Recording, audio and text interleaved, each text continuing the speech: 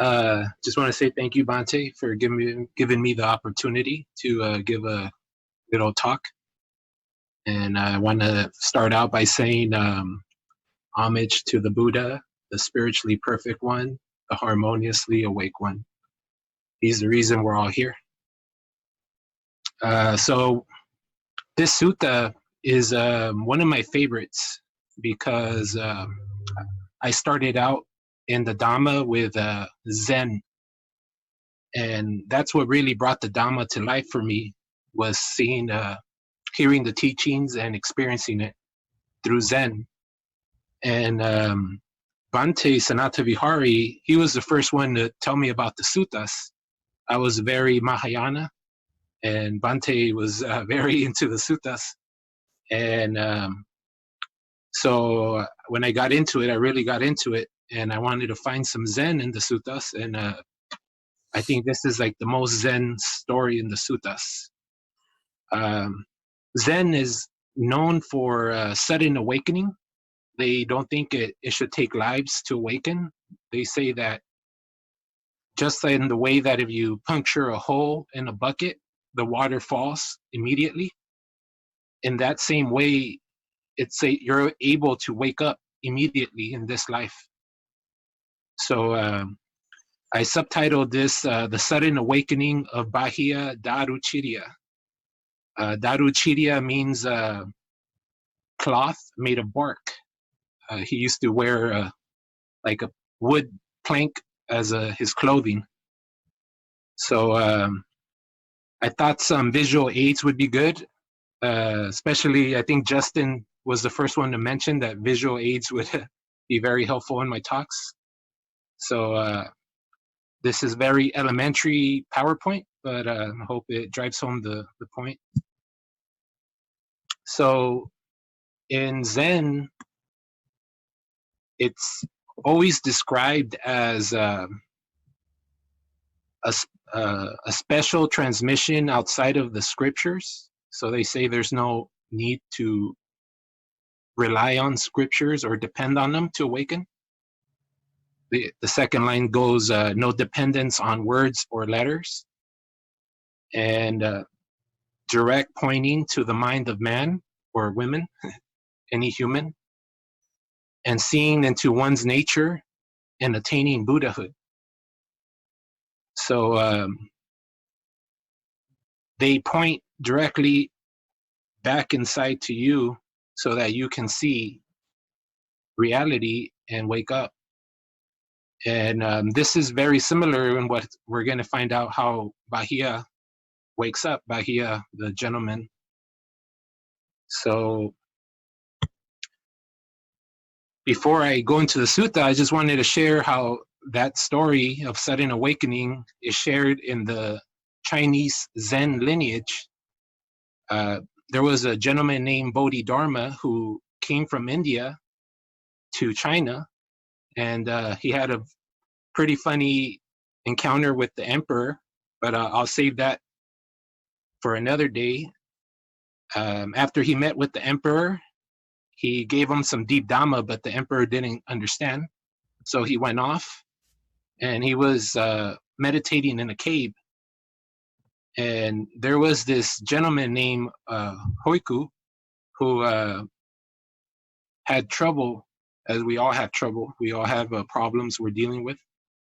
And he wanted Bodhidharma to teach him. And Bodhidharma told him, like, what's the use of teaching someone with little virtue and little wisdom? He kind of like tried to get him to go away. But the legend goes that Hoiku waited in the snow all night, and the snow went up to his waist, and supposedly he cut off his arm.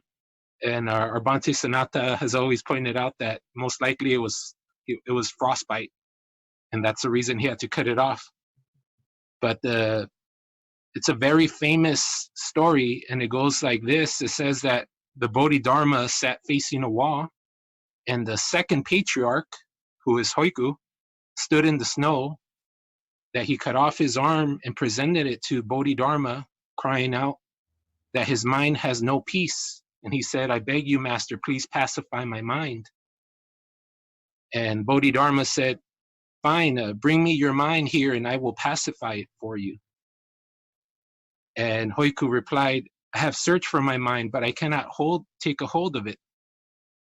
And then Bodhidharma replied, there, it is pacified then. And this gave Hoiku a glimpse into the delusion that there is a mind, that there is a self. And he saw through it. He didn't wake up completely. He didn't reach nirvana with that. Legend says he had to practice for 6 more years before he woke up completely. But I think he at least attained stream enter in that moment. So this is very similar how Bahiya is going to go up to the Buddha. He's going to have a problem, a life or death problem, and the Buddha is going to give him a brief teaching that's going to spark his flame. And so Bahiya Daruciriya, according to the Dhammapada verse story, Bahiya was a traveling merchant, traveling with a group of merchants on a boat that was shipwrecked at sea, and everybody but Bahiya died. And as the only survivor, he got a plank of wood and eventually came to land on a seaport called Suparaka. And as he was naked, he tied the plank of wood to his body and got a hold of a bowl. And he sat in a place where people could see him. And the people who passed by gave him rice and food. And they all saw him naked pretty much. And they said, oh, this guy must be an arahant. And they started praising him and talking in praise, spreading the news about an arahant in their midst. So that's who Bahiya is. This is where we start the story of the Bahiya Sutta, the discourse to Bahiya. So it always starts off as, thus I have heard, thus have I heard. That's because we don't know, we can't say anything is truth. All we can talk about is what we've heard. So in order to preserve the truth and not falsify something as being true, we say, this is what I've heard. And on one occasion, the Blessed One was living in Savatthi, in Jetta's grove. Jetta was the prince who owned the grove. And they also call it Anathapindika's park because he bought the grove from Jetta in order to give it as a donation to the Mahasangha. And at that time, Bahiya Daruciriya, as we discussed, was dwelling in Suparaka on the seashore. He was living comfortably. Everyone there respected him, and they held him in high reverence, and they honored and esteemed him. And he was provided with all the requisites of a monk, the food, medicine, everything that a monk needs to survive. So he must have, since everyone treats you in a certain way, that's how you start to see yourself.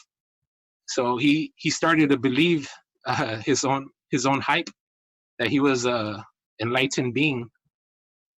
So the question came up, am I an arahant? So while Bahiya Daruciriya was in seclusion, the following inference came to his mind. He thought, of those in this world who are arahants and have entered the path of arahantship, I am indeed one of those. So he thought he was an arahant. And then a certain deva, we can think of devas as an angel or a god, or I like to think of it as an alien. And that's why I have an alien here. That's what I imagined it would be like for Bahiya. And so this deva, who was a former relative of Bahiya, who was compassionate towards him, having comprehended his wrong inference, appeared to him and said, you, Bahiya, are neither an arahant, nor have you entered upon the path that leads to arahantship. So he was telling them, the way you're practicing, you're not an arahant, and you're not even on your way to be an arahant. And then that deva told them, there is presently a blessed one, an arahant, a harmoniously awakened Buddha, And he does teach the way to attain arahantship. So you better go find out what's the way to become an arahant now, because you don't have a lot of time. So this really sparked him and worried him, because he now knew that he didn't have a lot of time to understand the Dhamma and wake up. So he started searching for the Buddha. Bahiya, provoked by the Deva, departed from that seashore and Suparaka, and in the course of one night, they say that he reached Savatthi, where the Buddha was dwelling, in Jeta's Grove, Anathapindika's park. And at that time, when he got there, there was a great number of monks that were practicing walking meditation. And Bahiya went up to them and asked, "Venerable sirs, where is the Blessed One, the Arahant, the harmoniously awakened Buddha?" And they said, "Bahiya, the Blessed One has entered the city to receive alms." So Bahiya hightailed it to the city to look for the Buddha, because he did not have a lot of time. And they say that when he saw the Buddha, he saw him and he was like awestruck. He said, then Bahiya, hurriedly leaving Jeta's Grove and entering Savatthi, beheld the Blessed One going for alms in Savatthi. He said that the Blessed One seemed serene and inspiring serene confidence, with his senses stilled and his mind at peace, as one who has attained the supreme calm of self-conquest, subdued and guarded, and a great one, a Naga. Nagas are usually seem like some sort of, they're related to serpents, but they're also used as a metaphor for someone who's like a monster, the king of the jungle almost. So that's one of the terms they would call the Buddha, and that's how Bahiya saw him. And Bahiya, as soon as he saw the Buddha, he went to where he was and he fell down and bowed his head in salutation at the feet of the Buddha. And he told them, "Teach me, O Blessed One, the Dhamma. Let the one who has attained supreme goodness teach me the Dhamma, so that it will conduce to my long-term happiness and welfare." And when he told this to the Buddha said, "This is not the time, Bahiya. We have entered the town for alms. This is not the time for Dhamma teachings. This is not Wednesday night, 7 o'clock. So Bahiya, 3 is a magic number. If we read the Suttas, we see that a lot. So he asked him twice and 3 times. He said, "But it is hard to know for sure what dangers there may be for the Blessed One's life, or what dangers there may be for mine. Teach me the Dhamma, O Blessed One. Let the one who has attained supreme goodness teach me the Dhamma, so that it will conduce to my long-term happiness and welfare." And according to legend, the Buddha, at this point, being asked 3 times, he said, "What's going on?" Supposedly, he used his supernormal vision to see the antecedents and the conditions to infer that Bahiya was going to die soon. That was the reason he was in such a hurry to learn. And so he decided to teach him in brief, kind of like Bodhidharma and his second patriarch, Hoiku. So the Buddha right there holding his bowl, he gave him the deep Dhamma. He gave him what he asked for. "Ask and you shall receive."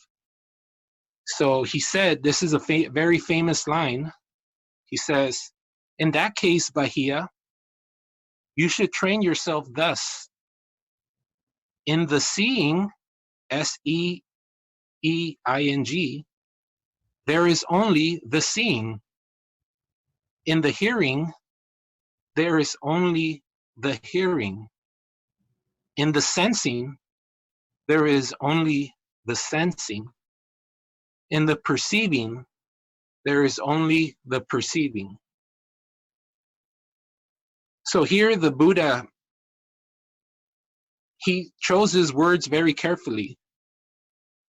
Seeing, seeing is a process. There's no one that is a seer. There's nothing that is seen. There is only the experience of seeing. And then he wanted to drive this point home, so he used hearing as well. In the hearing, this is only a process. There's no one that hears, and there's nothing that is heard. There's only this experience of hearing. And then he used the word mutta, which I translated as sensing. So I asked Bhante Kolita about this, and he said that the Buddha in this situation, he talked about seeing, and then he talked about hearing, and then he used the word mutta to mean all the other senses. So in the sensing, there is only the sensing. There is no one that is nothing that is being sensed. There's just the process, the experience of sensing. And then finally, all the senses have perception. So he says, in the perceiving, there is only the perceiving. So there's no perceiver, and there's nothing that's being perceived. There's just the experience of perceiving. So this may sound pretty normal to some people, or it may not make a lot of sense to others.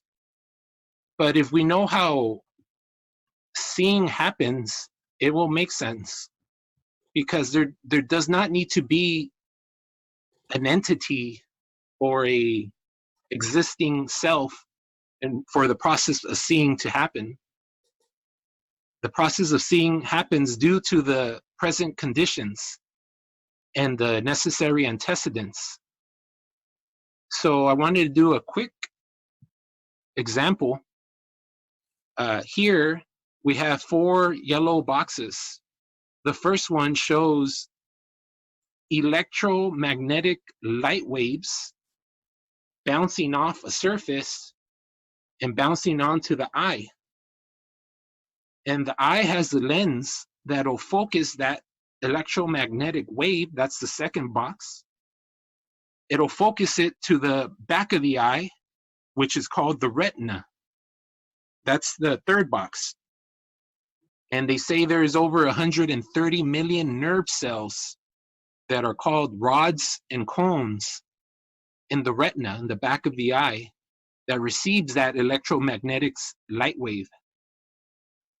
And the rods and cones have a particular job. Their job is to transduce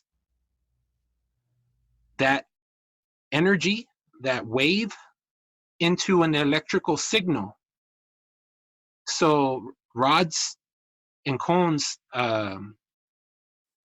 one of them is for color, and the other is for used for night vision, to be able to see at night.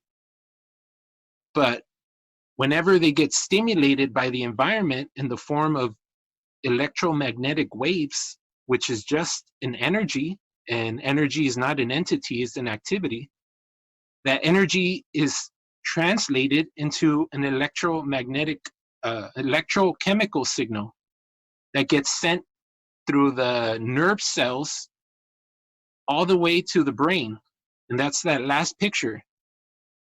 That nerve cell sends the signal, that electrochemical signal, all the way to the back of the brain, where the visual cortex is, and that's where it first sees an image. Now, here you can see there was no person that has to decide to do this. This is the reaction of the organism when it is stimulated by the environment. It's just one antecedent that caused another antecedent, that caused another antecedent, that caused another antecedent. And once the eye gets stimulated by the environment, and there is an image in the back of the brain, now in the occipital lobe, the visual cortex, that those antecedents are what cause perception. That is perceiving. Because in order For an image to be perceived, there has to be perceiving. So in the same way, this is what happens with hearing too. For hearing, there's no, the eye doesn't hear, but we have ears. And in the ears, we have a cochlea. Cochlea gets stimulated by vibrations in the air. And it translates those vibrations, that energy, into an electrochemical signal. I only have like 20-30 minutes to talk, so I didn't want to have a slide for each of the senses. If I had more time, I definitely would. But it's the same deal. There's nerves going from the ear to the brain. And in the same way, it's just an antecedent, the vibration in the air, causing the stimulation of the cochlea in the ear, causing that to be translated into an electrochemical signal that gets sent up to the brain. And that is hearing. In the same way, there was no agent needed for that to happen. It was just the presence of the necessary conditions. So this is what the Buddha was trying to teach him. In the hearing, there's only hearing. In the seeing, there's only seeing. In any sensing, there's only the sensing. And in the perceiving, there's only perceiving. He was trying to teach him that there is no self that is doing this. It is just to practice and take up the training to see experience in this way by not attaching yourself to any part of this process. And this is like deep Dhamma. The Buddha really didn't teach the deep Dhamma to regular people this way very often, but he saw that Bahiya was going to die soon. So he goes on, the Buddha goes on to say, and here I titled this slide, No Subject, No Object. And it's going to sound wordy, but what the Buddha says is very important, and the way he says it is very important in order for Bahiya to wake up. So he says, and since for you, Bahiya, now that you're going to be training in the way that in the seeing there is only the seeing, and in the hearing there is only the hearing, in the sensing there is only the sensing, in the perceiving there's only perceiving, therefore, Bahiya, there is no you in this subjective process. So the process of perception, that's what we've been discussing, the seeing, hearing, sensing, and perceiving. That's just talking about the process of perception. That's the subjective process. That's what we call me, myself. That's where the you exists. Most of the time, we get fooled into thinking that the you exists in this process of perception. But here the Buddha said, since you're going to be practicing in the way where the seeing is only the seeing, the hearing is only the hearing, the sensing is only the sensing, and perceiving is only the perceiving, therefore, there is no you in this subjective process. And then he says, and since, Bahiya, there is no you in this subjective process, therefore, Bahiya, there is no you in that objective process. So when a baby is born, what do they say? Da, da, da, da, da, da.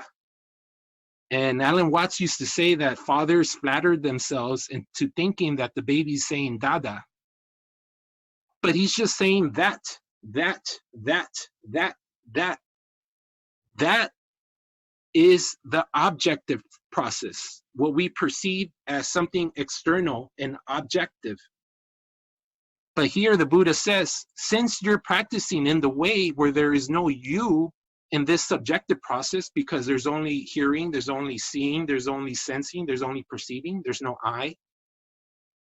Since you're practicing in this way where there's no you in this subjective process, then that means that there is no you in that objective process either.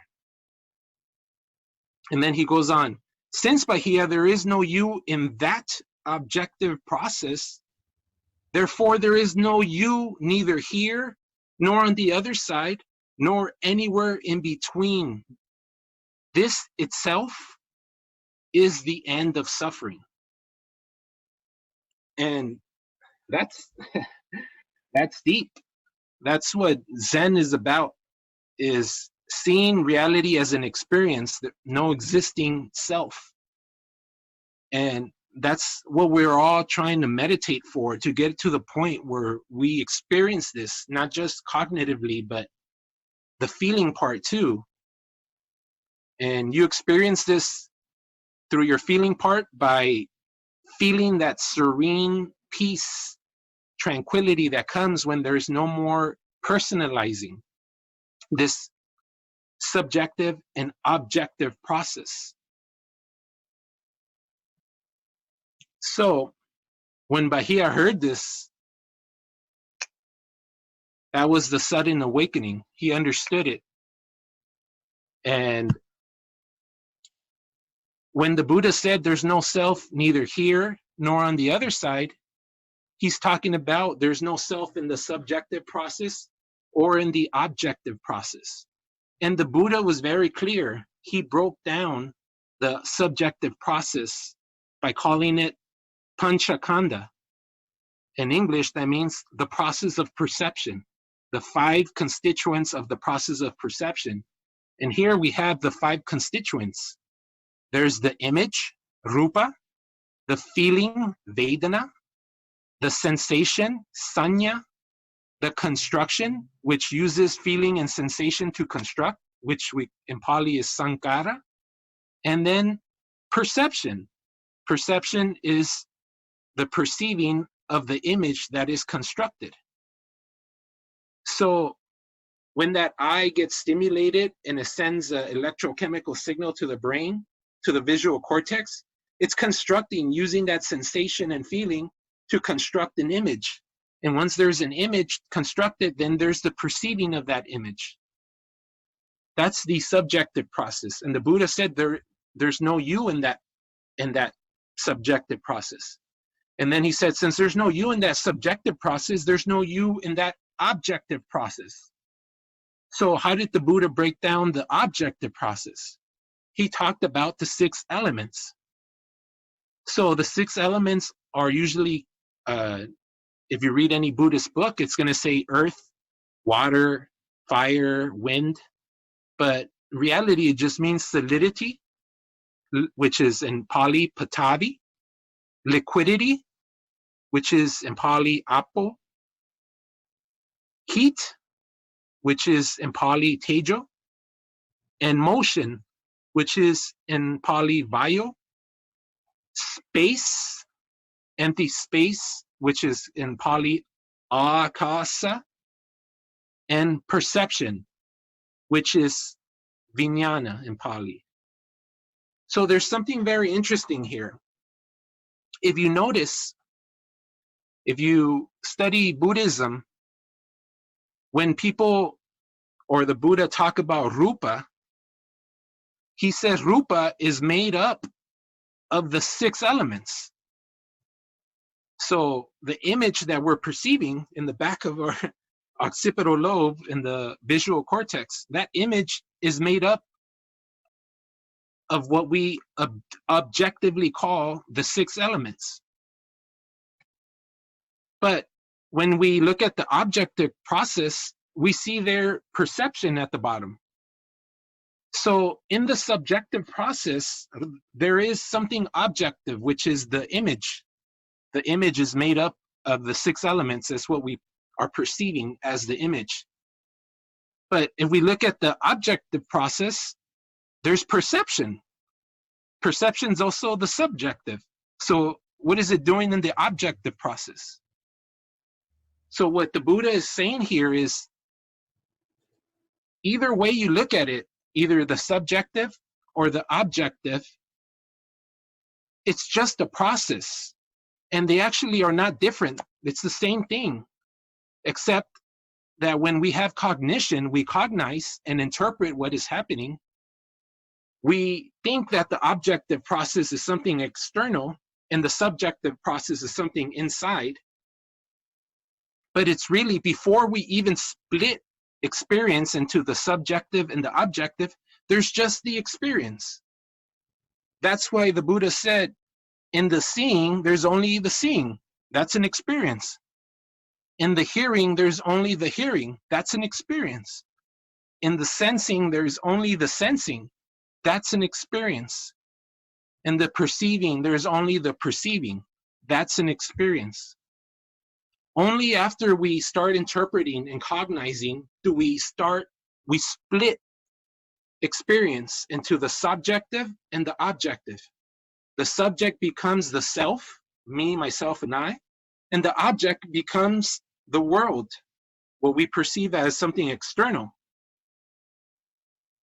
But before it's split, it's just experience.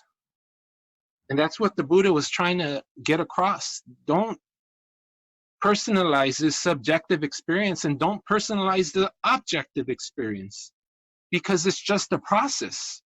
And if you practice and train yourself to just see it as a process, this is the end of suffering, because you'll see that there is no self. You'll know that there's no sense in personalizing. And when there's no personalizing, there's no existence. And when there's no existence, there's no birth, aging, sickness, and death. Therefore, this is the end of all suffering. So with this one verse, the Buddha gave him the deepest Dhamma he could possibly give him. So here I have a picture of Goku, because this is Goku when he attained what they call autonomous ultra instinct, where he's no longer is split into the thinker and the thought. There's just the process happening. And it's said in the sutra that now with this brief teaching of the Dhamma by the Blessed One, Bahiya Daruciriya's mind was suddenly liberated from the emotional influences through not personalizing. And I have the Pali here. So the personalizing we see as upadana. But here we see the bottom line on the Pali, anupadaya asavehi chitam vimuchi. So chitam is the mind, vimuchi is the liberation, asavehi is the emotional influences, and anupadaya is the not personalizing. And that's how you wake up. That's how the sudden awakening of Bahiya Daruciriya happened. He understood everything I just talked about, not just cognitively, but his chitta, the emotional mood, the feeling part, he saw it with no doubt. So he completely got liberated, boom, in a way that would make any Zen master proud. And so here we have a mad cow. And why is that why is that important to the story? Well, after receiving this brief teaching on the Dhamma, Bahiya asked the Blessed One to please ordain him into the Mahasangha. But the Buddha told them that first he needs to go find the robes and bowl before he can ordain him. So while Bahiya, excited, happy, ran off to search for the robes and the bowl, but as he was searching, Bahiya was attacked and killed by a mad cow. And so the Blessed One, he was going for alms, and after receiving the alms, he ate, and then after his meal, returning from his alms with his large number of monks behind him, they saw Bahiya's body lying there dead. And on seeing the body there lying dead, the Buddha said to his monks, take Bahiya's body, place it on a bed, and carry it away so you can cremate it and build him a memorial, a stupa. Just how we have a stupa in our North Hollywood temple, the Buddha ordered his monks to go cremate this Bahiya Daruciriya and build a stupa for him. And he said, this is a very key phrase, he said, your companion in the holy life has died. So Bahiya, according to the monks, he was just some outsider who got a teaching. But here the Buddha is telling them, no, this was your fellow monk in the holy life. And so the monks responded by saying, "As you say, Lord." And they placed Bahiya's body on a bed, they carried him away, they cremated him, and they built a memorial.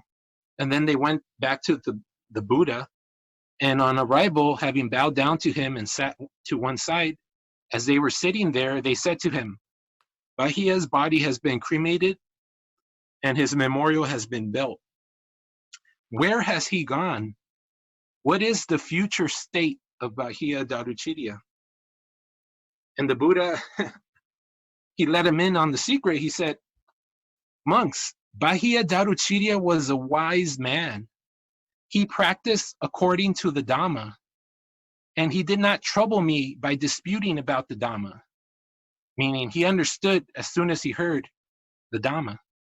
"Because Bahiya Daruciriya has attained final Nibbana, Pari-Nibbana. That's Nibbana with no more Panchakanda, no more 5 constituents of the process of perception." And having said this, the Buddha, he's known for what is called udana, which is an exalted utterance, like a very important proclamation whenever a certain situation would happen. And since the monks asked him what happened, where is he? The Buddha told them, no, he attained final Nibbana, but he wanted to tell him in a verse to drive home the meaning. He said, "In the place where liquids, solids, heat, and motion find no footing, there the stars do not shine, nor does the sun give light. There the moon does not glow, there darkness is not found. When the sage, the Brahmana, has experienced this through his own wisdom, then from form and formless, pleasure and pain, he is freed." And that's one of my most favorite sayings. That's like so Zen. That's like some deep, deep koan Zen. So I really like this utterance, and it just shows, one, how anyone can wake up, two, how the Buddha, he held in high esteem how Bahiya woke up immediately, and he used this situation to tell the rest of his monks through a metaphor about Nibbana. And this verse, this udana utterance, exalted utterance, drives home that meaning. And in this story, Bahiya realized there is no self. And in the original Bodhidharma exchange with his disciple in the snow, that disciple also realized there is no self, because he couldn't find his mind to bring it to the Bodhidharma so that he can pacify his mind. And then it reminds me of one of my favorite Zen characters, Dogen, 11th century Zen master. He has a very famous verse as well. He said, "To study the Buddha way is to study the self. To study the self is to forget the self. To forget the self is to be actualized by all experience. When actualized by all experience, your body and mind, as well as the bodies and minds of others, drop away. No trace of realization remains, and this no trace continues endlessly." So I always like to say Dogen is lost, because he said it there. To study the self is to forget the self. And here it's very similar to the Bahiya story, in that Bahiya realized there is no self in the subjective process or objective process. And when the Buddha explained where Bahiya went, a place where there's no solids, liquids, liquidity, heat or motion, there's no light, there's no sun, that's very similar to the body and mind, as well as the bodies and minds of others, drop away with no trace of realization. So this story is one of the most Zen stories in the suttas. And the last thing I have is the Bahiya Sutta, the story, is the content of the Dhammapada verse number 101, which is in the chapters called 1000. And there the Buddha says, because after all this had happened, the monks asked Bahiya, like, how is it that he woke up and attained final Nibbana so quickly? He wasn't even a monk. He wasn't even practicing properly. How is it that he did it? And to them, the Buddha answered, better than 1,000 meaningless verses is one meaningful verse, which upon hearing it brings peace. And that verse does not only apply to the Bahiya Sutta, it applies to what Bodhidharma said to the second patriarch Hoiku, and it applies to Dogen in his verse, to study the Buddha ways, to study the self. To study the self is to forget the self. That's what happened to Bahiya. So this little talk, I just wanted to show, one, how Zen is in the suttas. Zen is a continuation of the teachings of the Buddha. Two, you can wake up in an instant. And three, the subjective, which we call the self, is only a process called the process of perception, and the objective we call the world is only a process of the process of perception as well, because vijnana was that sixth element. And in quantum physics, they've realized that they can't tell there's an object unless there is a perceiver perceiving that object. Because when there's no perceiver, that object disappears. So all this is showing how there's no self, there's just a process happening. And if we truly understand that, we would stop personalizing this experience. And if we stop personalizing this experience, we would wake up like that.